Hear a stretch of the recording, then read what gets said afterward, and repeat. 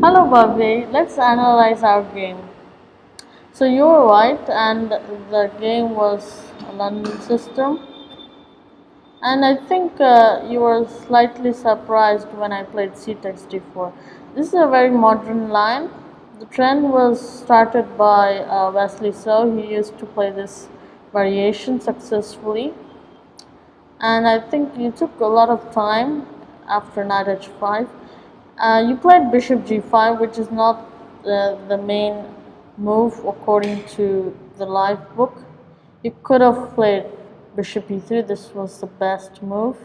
And then after bishop d6, knight e5, g6, knight g3, and it's a completely acceptable position from both sides.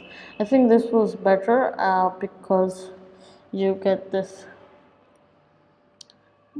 position where f4 comes bishop e2, which we like to achieve when we play the London system.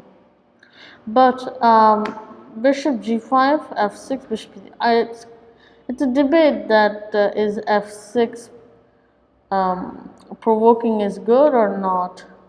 But I think it just helps black because black's main aim is to push the pawn on e5 with f6, and you give me as a tempo, free tempo. So here g3, castles, bishop g2, and f5. I studied this game where if I'm correct, I think it was between Wesley So versus I don't know who was that, but I saw this game where Wesley played f5, and here I saw knight g5. Yeah, I remember. Wesley So played it with Anish Giri at the London Chess Classic, where knight g5, knight f6, and it's kind of equal position, even white play f4, and yeah, white has a good outpost on e5.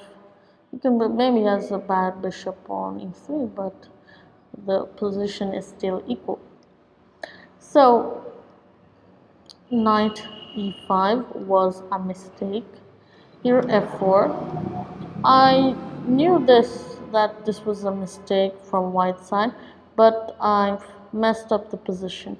Here I should have played bishop d7, and the point is that now if you castles, then simply rook f2 and the bishop f3 and g6, and your queen gets kind of trapped.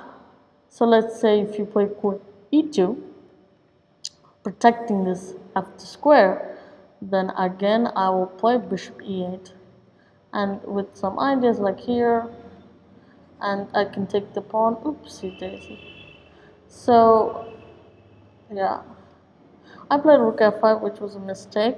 Queen e2. After you played queen e2, I started being uncomfortable. I had a sense that I missed my advantage. Rook f5, because now I have two main options. I think if you may notice that I took a lot of time, because if I took with the knight, then e4, and you start get this active play and you break my center.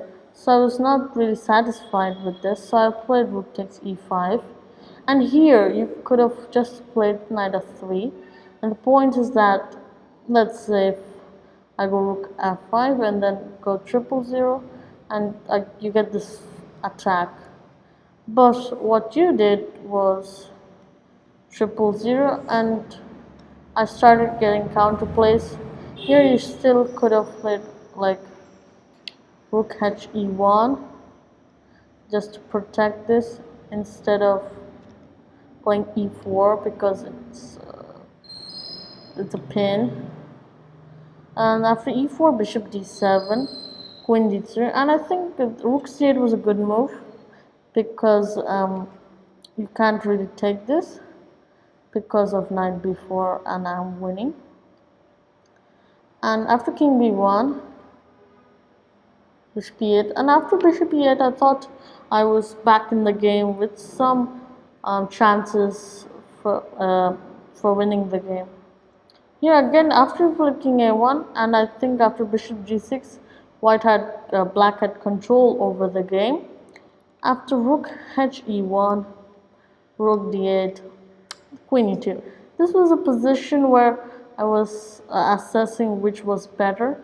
Um, Everything I've developed, my queen is better, knight is better, rook is giving pressure to the e4 pawn, the rook is on the d file, everything is good, everything is doing its job, but I had to do something um, which will create some problem for you. So here I assess that the king's safety between me and your king, that my king was safer because there was no attackers there, and also I had a bishop in case for protection defensive, whereas you, the knight is not really doing anything for the king, so I thought to create problems with a5. I think this is a very crucial moment for black. If he didn't play a5, maybe he could not maybe progress in the game. G4, I think your idea is good with this and this, knock off this bishop, but I think it just simply helps black. You could have played something like a4, and because black doesn't have any control on the b3 square to attack this a4 pawn. But okay, after g4, I started getting good here. And now a3 doesn't look nice because of knight a5, and you get, or black gets this knight squares. So after a4, h4, and a3. And here I think you could have taken a dynamic decision, and it's quite unhuman move, but you should have played b takes a3. Because after b3, you know what happened, but let's say b takes a3, queen c5, rook c1, and h6, because I really don't want to, go out of this diagonal. And I think this should be maybe better for black, but it wouldn't be dangerous as well in the game. So um, yeah. So let's play b3, knight d4, and yeah, this was just winning. And here e3 and knight e4. I should have just played e2. I think rook c1, and then everything was easy peasy, but I just played bishop takes e4, but still it was winning. Here queen c5 was just a blunder. I should have still played e2, rook d2, and then to play knight b5, and it's still winning. But queen c5 was just a mistake, and I lost my whole advantage. Queen c5, bishop takes, king h8, rook d3, knight c6. Rook takes was kind of a mistake. Yeah, b4 was just better, I think. But oopsie daisy. But oh sorry.